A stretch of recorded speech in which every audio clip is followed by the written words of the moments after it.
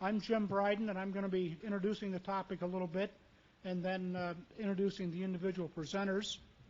And we'll try to get through this and see if we can't get back to somewhere on schedule. And as we go through it, I'm sure you're going to have some questions, and hopefully we're going to have a little time for discussion and some questions left at the end. But we'll go through each of the presenters first, and then we'll get into some questions and so on. We're going to look at the issue of work zones and nighttime construction for the next hour and 10 minutes, I think we're programmed for. We'll look at it from the perspective of both accommodating traffic and accommodating our workers. We're going to have 4 presenters that are going to go through this from different perspectives. Jerry Ullman from TTI will be providing an overview of night work, some of the safety issues and general pros and cons. And then we'll be getting perspective from a state highway agency, from a contractor, and from the insurance industry. We've been doing night work extensively in this country for the past 15 years or so, or even a little bit more in some cases. And those of us that have had a lot of experience with it recognize that it does provide some very distinct advantages. In most places there's significantly reduced traffic volumes at night, so we can get out there and actually get on the highway and try to get some work done. We can get better access to our work site. Longer work shifts are possible in a lot of cases. Just as one example, New York City, where I had a lot of experience, a lot of cases in the daytime you may be limited to a 5 or 6 hour work window, where at night you can get in a full 8 or even 10-hour shift. So big advantage there. A lot of parts of the country, hot daytime temperatures make it almost impossible to put in long work days and get anything meaningful done.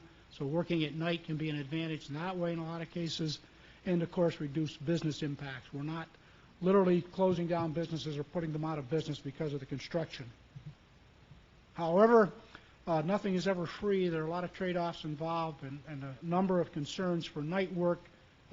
Just to list a few of the key ones, the visibility obviously comes to mind, work quality issues, staffing issues, getting enough people out there at night, and particularly the specific people that we need, noise and glare issues we've already heard mentioned today by some of the other presenters, worker and driver alertness both. At night, people just don't tend to function as well in the dark at night when they're normally sleeping. Impaired drivers, probably a higher proportion of impaired drivers out there at night. Speeds are up at night because the traffic volumes are down. Costs may go up, labor costs, premiums for night shifts, higher material costs at night in some cases, more traffic control. So lots of issues, concerns that we have if we're going to do night work and do it safely. Generally, however, we're finding that there are enhancements that we can use that will address these problems. And some of the more common ones are listed here, and we'll hear about these from some of the other presenters. Good temporary illumination is absolutely critical. Unfortunately, we're not seeing that universally. There's still a lot of people that think they can work in the dark, but it just doesn't happen very well, as we will see. Enhancements to our traffic control signs or other traffic control devices is important. Good positive guidance so the drivers know where they're supposed to be, particularly when you're changing things around out there in the dark. They're not expecting it. More safety devices, devices that we may not use as much of in the daytime, like more impact attenuators and things of that type.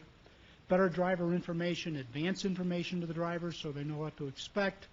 Enhancing our police enforcement on night projects is another good tool.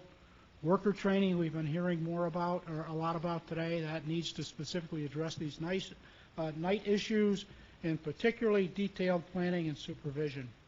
Just one example, the drawing on the on the left, shows what might be a very good lane closure setup for a daytime operation, but as soon as we try to do that same operation at night, we're going to need to enhance it, as you see on the right side, with lots more devices, bigger signs, better signs, additional devices like lighting, additional barricades in the closed lanes, bigger channelizing devices, shadow vehicles with truck-mounted attenuators, just all kinds of enhancements that we may want to add at night just to make it as safe as it would be in the daytime with a minimum setup.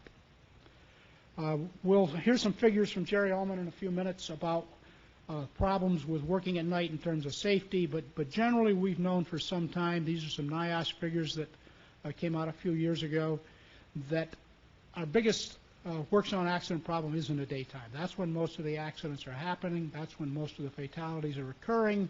And as we see here, the orange bars show that most of the fatalities to the workers are construction type accidents. They are not workers that are being struck by traffic. That's the blue bars. At night, that tends to equal out, and you can see that for twilight or darkness, that those bars are about the same length. We do tend to see a little bit more concern for workers being struck by vehicles driving through the work zone at night, but again, that's not largely predominant. We still have the issue with the construction vehicles and construction accidents as well.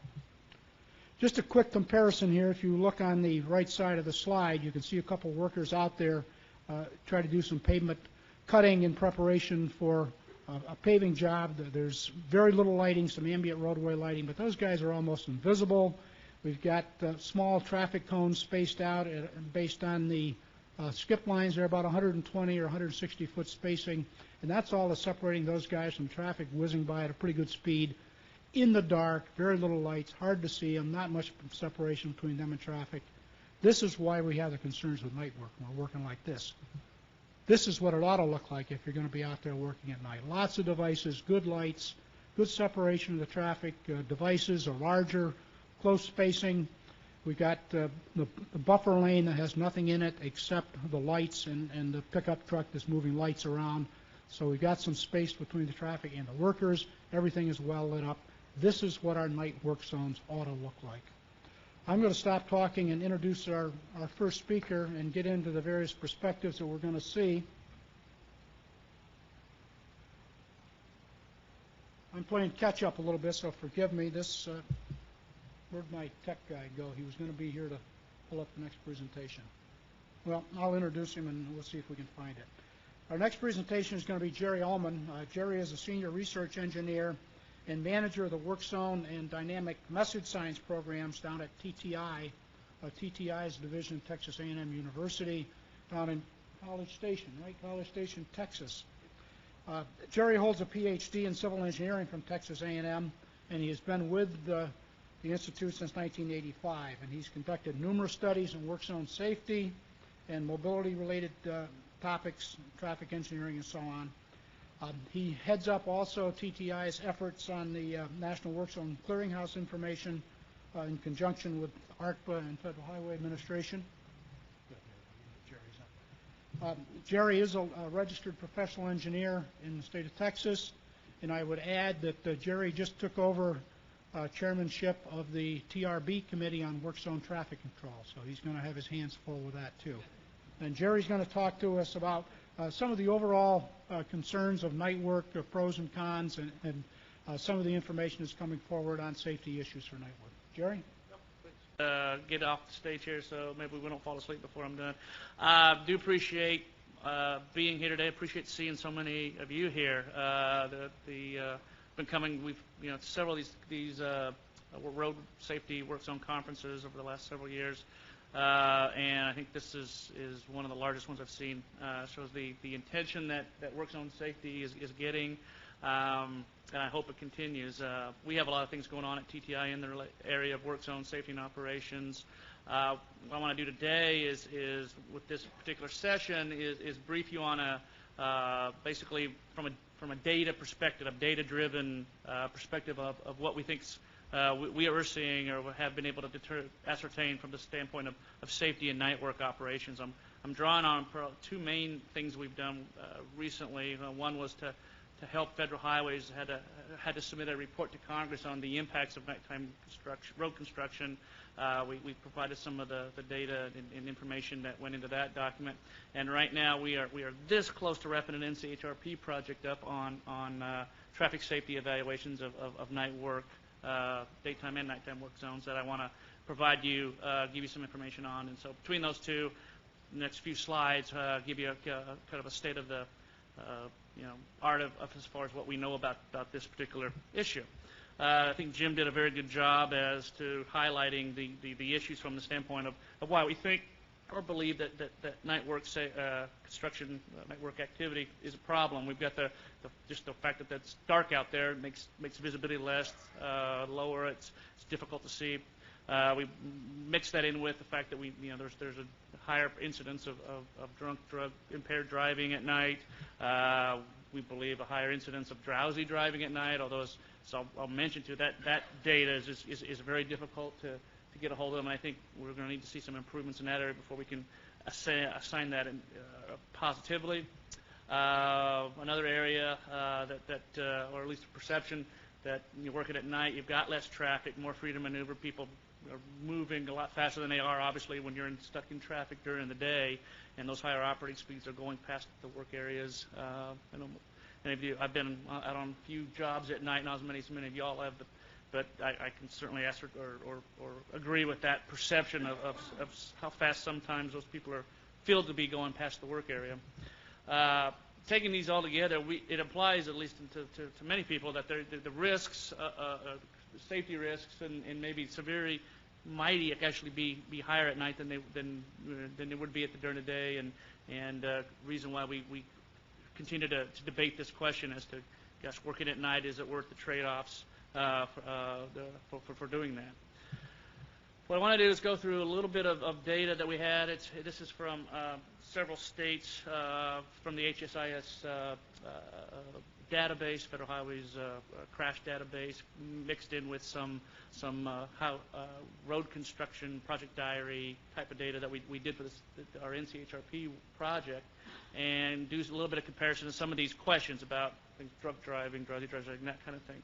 First one here is a comparison of a number of projects in California, Ohio, North Carolina, I believe maybe Washington. I can't remember which four states, or which of the four states. Those are the four states that are in our sample. Not all the states had these different types of data elements in them. End result is while you do indeed see a higher incidence of drunk driving involved crashes nighttime compared to daytime, their relative contribution within work zones and non-work zone locations is about the same. So yes, working at night you are exposed to more of them, but not any more so than it doesn't lead to an over-representation of that particular impact or factor in crashes in general. Drowsy driving, this is one that actually we only had data from California on this one, and again the number of the percentage of crashes that even have this data coded, pretty small. Well, not easy to tell much from it, but again doesn't imply a strong overrepresentation of nighttime road construction impacts, at least as far as we can tell so far from the data. We did take a look at the available literature, past research in the area of worker impacts and safety impacts with respect to their working at night. Jim had alluded to the NIOSH work. Implies that the working at night doesn't seem to be overrepresented, or at least worker injuries, worker deaths overrepresented at night relative to daytime work. There are some studies that do suggest that it's a little more difficult working under those conditions. A certain percentage of those workers tend to report sleep deprivation or sleep-related disorders. The whole nature of highway construction, highway work zone activities, has some confounding effects in terms of probably the generation of some of the disorders. We don't, unlike shift work, where once we switch and go to night work and have that for a period of time, a lot of highway projects are very sporadic on when those night activities occur. Consequently, nobody really gets adjusted to either working at daytime or the nighttime, and you do need an adjustment period. Studies have shown in order to really get your cycle or your sleep patterns back and those kinds of things. On top of that is a lot of supervisory personnel are having still daytime duties to take care of as they go through their day-to-day activities. So they're going in early, staying late, going out tonight. So all these things do probably contribute to the sleep challenges. But then you go back and look at the data again, stuff like the NIOSH studies, some other things. We don't have enough, or don't have a lot of data, or of the right kind of data to say that that's leading to any type of a safety operational problem at this time. So, as far as crash, what I want to spend the rest of the few minutes I'm going to talk here yet on is the traffic safety side of things. Again, that relates to the NCHRP project we're related to. As Jim had said, and others, the majority of the safety impacts, if you will, that are being created do happen to the motoring public. A much higher percentage of fatalities involve motorists than highway workers, although certainly not to diminish the concern and the risks that the workers are experiencing. There's only been up till recently a few efforts that even tried to look at this problem from a traffic side. Some work done in California in the late 80s had done an assessment of working at night, and they saw, boy, you went out, closed lanes, did some work activities, crashes shot up 87%, pretty significant. We did some similar stuff in Texas up in 2004. 100% increase in crashes. I mean, it does sound pretty dramatic, insignificant. The challenge has been and was with that one and those two studies and what we tried to address in the NCHRP project is that while it is bad, I just don't want to see those kind of numbers. It doesn't really give us the full picture because the work has to get done, and the question really is, well, what would have happened if you had done that work during the day? And that's the challenge in trying to evaluate this issue, because it's not a yes, let's do it, or not do it. Is it better to do it during the day versus at night? What I've got, I want to share with you are some preliminary results from the study we're wrapping up right now. We had a 4-state sample, about 70 projects, I think, after all was said and done across those 4 states. Where we had some of them were daytime projects where they were working out on the road, doing various things. Sometimes they were off the side of the road, but working both daytime and nighttime. A mix of those types of projects across a range of ADT volumes. So we're taking into consideration low volume, medium, high volume roadways. What you see here is when we got all said and done with our analysis, we saw that overall crash increase, the increase in crashes in these projects, fairly consistent across the ADT ranges of roadways, which is a little surprising. We thought as roadway volumes went up, we'd see some effect, but the data does not support that. It supported actually a fairly stable crash rate increase across those ADTs. The columns on the left refer to times of the project when there's work activity and they had to close a lane. That's why a lot of times we work on it, obviously, to reduce the traffic impacts, the congestion and delays of working. So we have some that were during the day, some at night. And overall, the percentage increases, although much higher than we probably wanted, crashes, still about the same. In fact, nighttime, the percentage increase was slightly less, not statistically, but right around 40, 45%. What was surprising is then when we compared this scenario where workers are on the side of the road, they're working, but they are not actually in the lanes themselves. They're often in the median, in the shoulder, protected by barrier evening. During the day, the impact of that activity on crashes, 15, 16%, but at night, it's almost as high as it was when you had the lane closed, right at 40%. We believe probably an indication of everything from glare, work zone lighting glare, not being as big of an issue when the work crew is not in the travel lane as maybe they're worried about when they are there. Truck delivery access, creating some speed differentials, a lot of things that could have went into this, but to us so far that's one of the more significant findings from that stuff. And then on the third set of columns is data that increases in crashes when there's just nothing going on. The work zone's there, but there's no work activity, no lane closures, that kind of thing. And does indicate how there's a little bit greater increase in crashes at night compared to day, but certainly not as dramatic as when we were out there doing work. This is the same kind of data, just for the property damage only. The numbers are a little bit higher. The trends are about the same. So again, the concern over the increased risk to drivers at night relative to the daytime does not seem to be at least borne out. The drivers are at equal risk when we're out there in the lanes, day or night. We do know we have a lot less work or a lot less traffic volume at night. So when you take those numbers and you extrapolate them out through taking in the volume into consideration in terms of crash rates, and what we've done is we've normalized everything to crash costs so that we can combine the fact that different crashes have different severities, recognizing that maybe nighttime work, like we saw, there's severe crashes increasing by a greater percentage than they do during the day. Here's what we have done as far as estimation of what those additional crash costs due to work zone activity. Right now, this particular graph, when lane closures are present, happens day versus night, and you do see a very significant safety benefit from an economic, societal economic standpoint in terms of the crash risks generated. And as anything above 50, 75,000 ADTs, you start to see a very dramatic difference in how working at night is actually, from the motorist standpoint, quite a bit safer. When the odd thing is when you go back and take a look at working at night when you're not in the lanes, going back to that big differential in crash rate increases, it changes the relationships between day and light somewhat.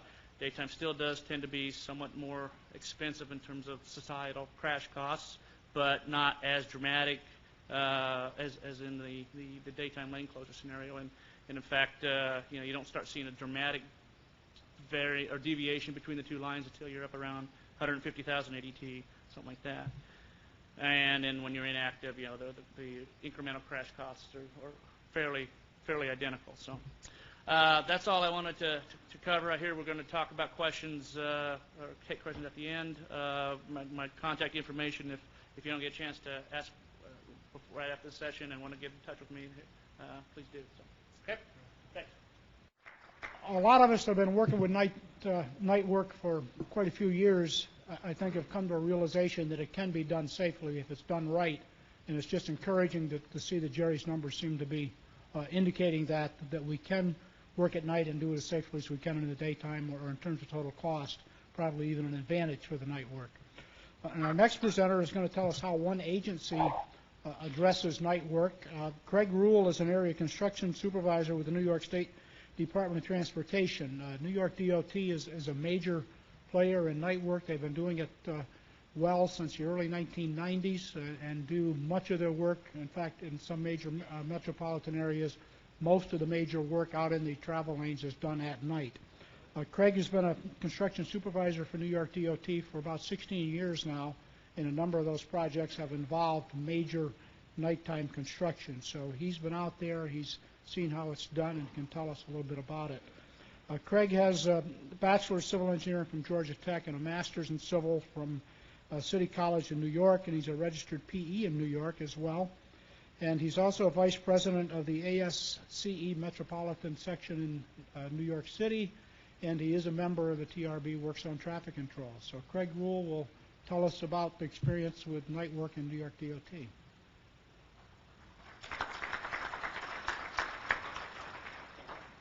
Thanks. I just want to give everyone a very brief discussion about some of my experiences with nighttime work and with the specifications that we use for New York State. This guy has nothing to do with night work, but I saw that picture, and to me it just shows how things have changed over the years. Our department recently had its 40th anniversary. 40 years ago, it became the DOT from the Department of Public Works. And we had a handful of guys still working for us that were there back then. And this guy brought us this picture just to show us what it was like 35, 40 years ago. Out walking on the steel, no protective equipment, no boots, no hard hat, no vest, nothing to tie off on. And his comment was, the only thing that they did was to put some padding around the joints to keep the bolts from dropping onto the tombstones and chipping them. So they were more concerned about dead people than they were the living. Nighttime work zones. Where have we been? Where are we going? How has our thinking about night work changed over the years, and why do we do night work? There's lots of reasons for doing night work, and in my research or my preparing to do this, it came to me, or I realized that a lot of the reasons why you don't want to do night work are the same reasons that you do want to do it, particularly where I am in New York City. Safety, cost, congestion, community issues, productivity. We've heard a lot today about the cons, about how it's less safe to do work at night with the lights and higher speeds and the potential of drunk drivers, and it's more costly to set up work zones. But then you have to look at it from the other point of view. Where I am, we're so restricted with how we can close lanes and how many lanes we can close that sometimes it creates more of a hazard to put equipment in the closed lanes or to try to erect steel or set big things into the ground. So it actually is safer to work at night. And that brings in a cost consideration. A lot of times when you can't close the lanes during the day, you get no productivity, so your cost actually skyrockets. And if you can only work 4 hours a day and then spend an hour of that setting up your lane closure, getting 8 hours at night looks pretty good. And then another big issue with us is community issues. A lot of times the community, they don't like it when you close the lanes and make it difficult to get home from work. And that's actually something that's on one project that I had. They tried to accommodate everybody in the community, and this was about a 700-foot long block. And they divided it up into 3 segments, and they had 3 different times for working on each segment. So needless to say, that was a disaster in the making. Part of it was at night, part of it's during the day. You had the business owners, they want you to work at night. You had the people that live there, they want you to work in the day. And then there was a school, a special needs school there that didn't want you to work at all. So basically we ended up resolving that in the field and worked it out with all of them so that nobody was happy, but nobody was really upset either. Some of our early specifications, they didn't address a lot of the stuff that we did at night. In the first night project I worked on in 1994, there really weren't any nighttime specifications. Someone had mentioned before that all we did was take the daytime specifications and translate them to at night, which is exactly what we did. There was no lighting plan, there was no special traffic control requirements, nothing. We pretty much went out and did what we thought we had to do to get the job done. Looking back at that in hindsight, it's a wonder that any of us lived to tell the story. Gradually, we developed nighttime specifications. The first thing that we did was to change the standard for traffic control devices. We required the reflective tape on the cones and the barrels, and we increased the visibility requirements by requiring the reflective vests and reflective hard hats, reflective sheeting on the signs and putting the lights on the signs. And then gradually we also added lighting requirements. That first project, generally we were doing a paving job with one light, one set of tower lights towed behind a pickup truck. Wherever they thought they needed it is where they pulled it to. Recently, we've adopted a new work zone specification. Our old specification used to be called Maintenance and Protection of Traffic, but it was upgraded to Work Zone Traffic Control because that seemed to be more inclusive. One of the big things that this spec did was it incorporated all of the special specs that had been developed over the last 12 years or so into one spec.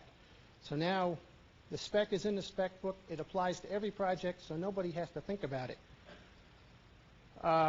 The other reason that this was done is because finally New York State has adopted the federal MUTCD, so that required some updating.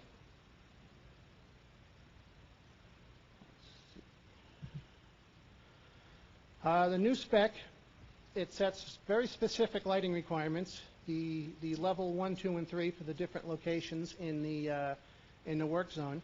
It sets the visibility requirements for the workers. Everyone has to have the Class 2 reflective vests now. It sets nighttime standards for traffic control devices and signs.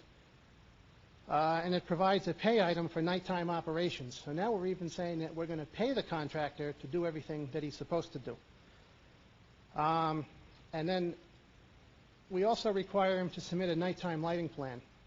And one of the things that I found over the years is that you can get him to submit a nighttime lighting plan, but it's difficult to get him to live by his own plan, let alone what we tell him to do. It's sometimes difficult to get him to follow his own plan. And these are just a couple examples of what I thought were some pretty good work zones with the lighting. This is nothing like the paving job that I did in 1994. One of the things that we actually did was we relied heavily on the existing lighting, which got to be a problem because in New York City during one of its fiscal crises, they decided that a good way to save money was to turn off half the lights. So they actually had a guy go out and pull the fuses out of all the lights, and you come out there to work and like, well, wait a minute, it's dark.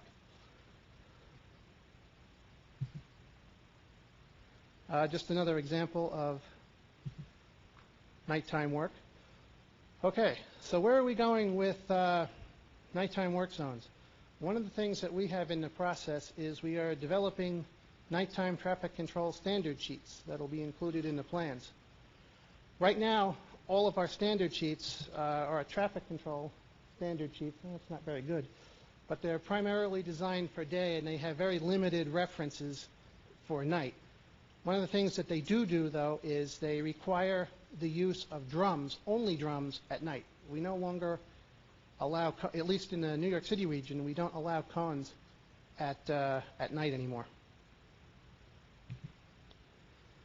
Another thing, we're going to continue to research and develop new ideas. One of the things that we have in the works is there has been a research project up at the Rensselaer, the Lighting Center at the Rensselaer Polytechnic Institute, and I went up for a demonstration earlier this year about this semi-permanent high-mast lighting. Essentially what the idea is, if you're going to have a long-duration work zone, which is pretty much in one spot, why not put up almost permanent lights and just light the place? And the thing that we like about that is, especially in New York City, one of the hardest things is the cost to set up the work zone every night. If we could replace 10 or 20 light towers with a handful of high masts and have just one guy turn the whole thing on, then you don't have to worry about aiming it. Once you get it right, it's there, it's done. It can stay there for 2 or 3 or 4 or 5 years. Which we do have a project coming out, which is going to be probably a 5-year duration project on I-95 on the Cross Bronx Expressway on the Alexander Hamilton Bridge. And if you've been to New York, you know that that's the approach to the George Washington Bridge. And the work hours that we're going to get for that are going to be so restricted that any time we can save setting up the work zones is a benefit. Something else that was mentioned earlier is the New York City Noise Code, which is another thing which we're going to have to take into account in the future, not just in New York, but everybody. In our old specs, what we did was we provided a list of equipment and what the acceptable range of noise was for that equipment, and then the state would actually go out and test it, and then we would require the contractor to do whatever he had to do to reduce the noise. Well, now that we have New York City has a new law, we've taken out our specs and just put in a note that says, here's the law, comply with it. So we've basically punted on that one, at least for now. Another thing in the future is we're testing some vehicle lighting. This is a prototype of a truck that they want to use to set up the traffic control.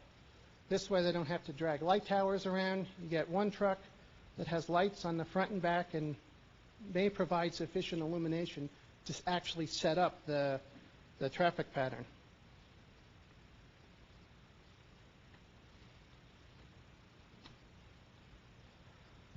And that's it. Some of the references that I got some of this information from, or that that were used to develop our spec, that if you are interested, you can look them up, and if anyone actually wants to see a copy of our spec, I can get it to you.